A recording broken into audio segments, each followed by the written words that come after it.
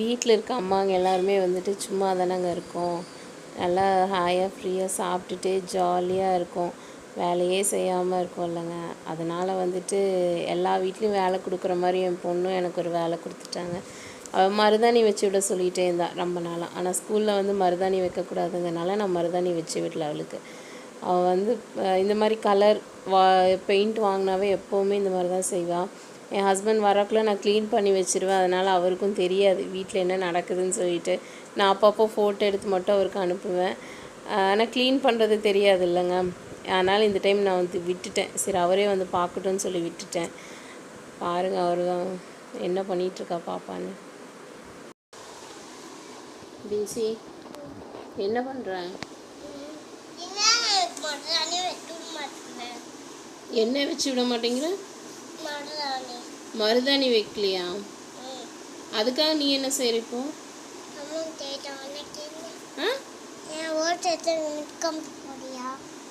மிஸ்ஸுக்கெல்லாம் நான் அனுப்ப மாட்டேன். இப்போ எதுக்கு இப்படி பண்ணிட்டு இருக்க? சும்மாவா? தெரியல. இப்போ இது என்ன பண்ணிட்டு இருக்க?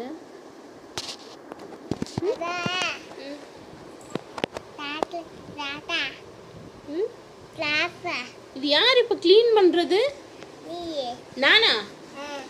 ஏய் என்னால் எல்லாம் க்ளீன் பண்ண முடியாது பாப்பா. இங்கே பாரு. அப்போ யார் திட்டுவார்? ஆ உன்னே தானே திட்டுவார். அப்போ இந்த மாதிரி செய்யக்கூடாதுல்ல.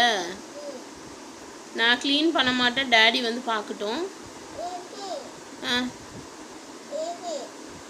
சரி, இது ஒரு ஃபோட்டோ எடுத்து மிஸ்ஸுக்கு அனுப்பிடலாமா? ஏன் ஏன் வேண்டாம்?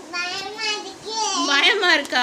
அப்போ வீட்டில் இப்படி பண்ணி வச்சுருக்கே, இது எப்படி நான் க்ளீன் பண்ணுறதுன்னு சொல்லு. சரி உன் கையை காட்டு. இங்கே காட்டு உன் கையை. நான் ஒன்றும் செய்ய மாட்டேன். மம்மி ஒன்றும் செய்ய மாட்டேன். இல்லை நான் மிஸ்ஸுக்கு அனுப்ப மாட்டேன். காட்டு. அழகா இருக்குடா, பூ மாதிரி இருக்குடா.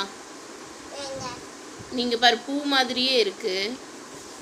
எங்க உன் கையை காட்டுமா? ஒரு நிமிஷம் காட்டு. அழிக்காத, விட்டு மம்மி க்ளீன் பண்ணிக்கிறீங்க பாரு. உன் கால் பாரு. ஐயோ நல்லா காட்டு. உன் காலை காட்டு.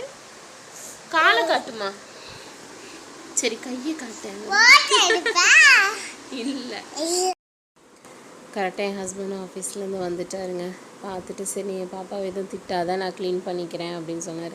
சரி இவங்களை பற்றி உங்களுக்கு தெரியாது, சப்போர்ட் பண்ணுறீங்கன்னு சொல்லிவிட்டு நானும் சரி நீங்களே க்ளீன் பண்ணுங்கன்னு சொல்லிட்டேங்க. எந்த வேலையும் செய்ய மாட்டார். ஆனால் பொண்ணுக்காக மட்டும் சப்போர்ட்டுக்கு வந்து க்ளீன் பண்ணார். சரி நானும் விட்டேங்க. க்ளீன் பண்ணி முடிச்சுட்டு அவர் வெளியில் போயிட்டு வந்து பார்க்குறாரு. மறுபடியும் அதே மாதிரி தான் பண்ணி வச்சுருந்தா. அவருக்கு என்ன செய்கிறதுன்னு தெரில. பாப்பா இனிமேல் உனக்கு நான் சப்போர்ட்டே பண்ண மாட்டேன் பாப்பா, எனக்கு செம்மையான வேலை தர நீ அப்படின்னு சொல்லிட்டு அவளை பார்த்து சொல்லிகிட்டு இருந்தாருங்க.